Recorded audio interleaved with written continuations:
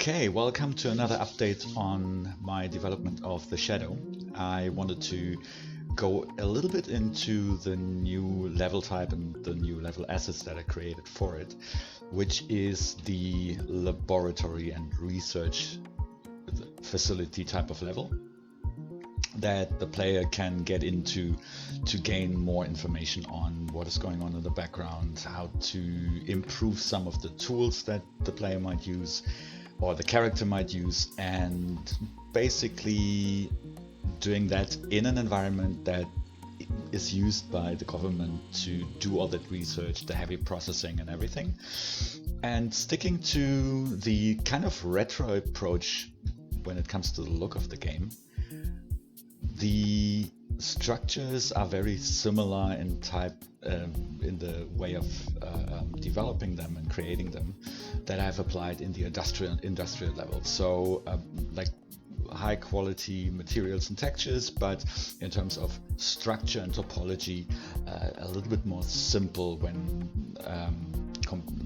compared to other games. Just keeping up with the simplicity of what games used to look like back in the days when games like this, like jump and run puzzlers, were actually kind of famous and yeah, successful. So as you can see, compared to the levels, the level structures and the layout of the industrial levels that you can watch videos on my YouTube channel, this is much brighter. Just to give it, first of all, a distinctly different look to the industrial levels. And as these levels are far more electronic, you have far more lights and indicators, some holographic cubes that stand in as like sending data packages from one processing part of the level to another. And I want to go through some of the elements that you see. So this one, the screen here, these screens are used to display or show what this part of the system or the computers here are working on. So the player gets a good indication of which type of data he might get when hacking into a computer terminal close to it. The computer terminals will be the same as you have seen in the city kind of outdoor levels and the industry levels. They're not implemented in the level preview here, which is basically my test environments for how things play with each other in terms of lighting, materials and everything. It just helps when you have everything inside to compare the looks of the different elements and the materials, so that something doesn't pop out as not belonging there in terms of style. So there's nothing about Gestalt theory here that makes any sense, which is important for level design, but I'll talk about that later when I'm actually developing the real levels. What you see here are these kind of screens, and the screens will display different elements, and these are not videos, these are actual render textures that displays something that a different camera in the level is filming and projecting it onto this screen in real time. Just to give you an idea of what that looks like, there is the droid that is being displayed there, and this one is filmed by a different camera and projected onto this texture in real time. So I can even, and I will even show different effects on when the player is hacking and things go awry, then that will be a real-time event again, and you will see the effects playing out while hacking a terminal. So these are pretty important. It's just a good way of showing the player whether or not he wants to hack this and spend the time and take the risk of hacking the system, because he might get caught by a droid or by something else, based on whether he needs that knowledge to improve, I don't know, the drone that he will use, or get some more information on some other research that is going on to get access to a different part of the level, or maybe even get access to a hidden level somewhere in the game later on. So other elements are systems that are used by the level structure, by the research levels to read and transport information and data, or to check if a system is still working properly. Something like this here, this will move on a longer rail system up and down, and of course this is kind of this is a trap, because they're moving very fast. If the player gets hit by it, then the player will die definitely. Other elements like these here, for instance, this is an elevator tube, similar to the elevators that you know from the city levels. They are used to get the player from one height level in the level to another. So the player will step in and then move up or down to reach another platform, and then can move on via these platforms onto, for instance, the droid platforms. In the industrial levels, we will not have a lot of droids interacting with the player. That is more like traps that are more level based and functionality based, like the lava, molten metal flows and similar things. Here it will be a good mix. You will encounter quite a few droids here that are doing some maintenance and research stuff, but there will also be traps like more like in the industrial levels that are actually a functionality of the structure that you're in, but they can be harmful to you. Like these elements here, they will try to energize elements that are in there by something like electrical arcs. I'm still working on those particle effects there, the VFX, and the player has the time running through this element to get to the other side without getting fried. So there are a couple of these elements in here. Not everything is finished yet. Like for instance, the tubes here. I'm working on a frame for the actual transport tube. The system consists of the entrance and then extensions, so that you can get you can traverse over a couple of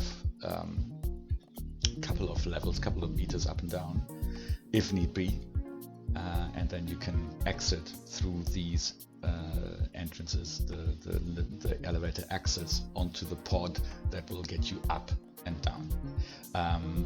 On these platforms here, these are old platforms that were used by when the humans were still active in these areas. So these are not accessible by droids. And then we have the typical droid platforms that you know from the other examples that I've given.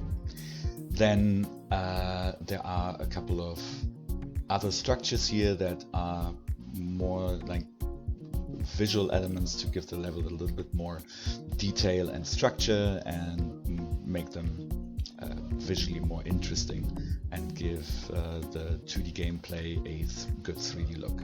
You also saw that in other levels that I've created, in other videos that I've created earlier.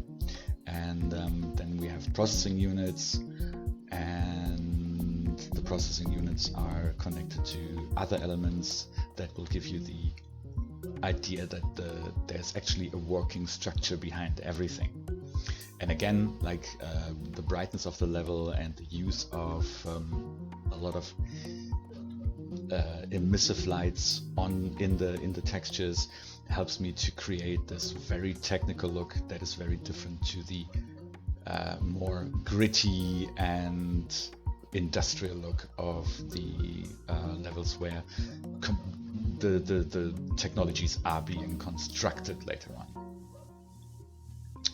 We have different sets of lights here. They also look very different to the industrial levels to get the levels to be much brighter, apart from the brighter materials and brighter textures. But there will be a few more of those looking a little bit different and being used in a different way than you see here. So I would say I'm pretty much at 75-80% of all the assets that I will need to create this type of scenario and level. and there will be a couple more textures for the walls to give them a bit more variety throughout the levels, because as with the industrial levels, sorry, there are dogs barking outside. With the industrial levels and the cargo levels that I'm going to create the assets for next, and these levels here, the laboratory levels, these are levels that you will continuously go back to. They are far less story relevant, but they're relevant to get more information, to unlock new power-ups, to unlock new drone functions, and to unlock levels and secret levels throughout the gameplay that will propel you through the story. Okay, yeah, I think that's it. I hope you like it. I hope you like the style, especially compared to what the industrial levels and the other levels look like. And yeah, just one more thing, I'm making full use of Unity's HDRP in my game here.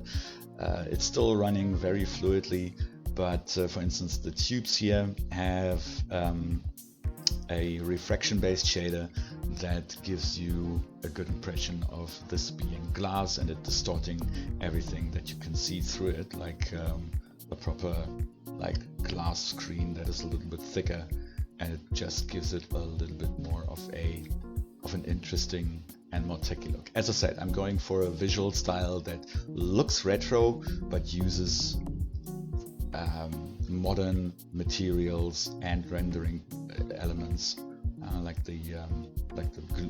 bloom and the what you can see here, the screen space reflections, to make the materials look more realistic when the entire structures and color, the color choices that I make, give it a much more retro feel than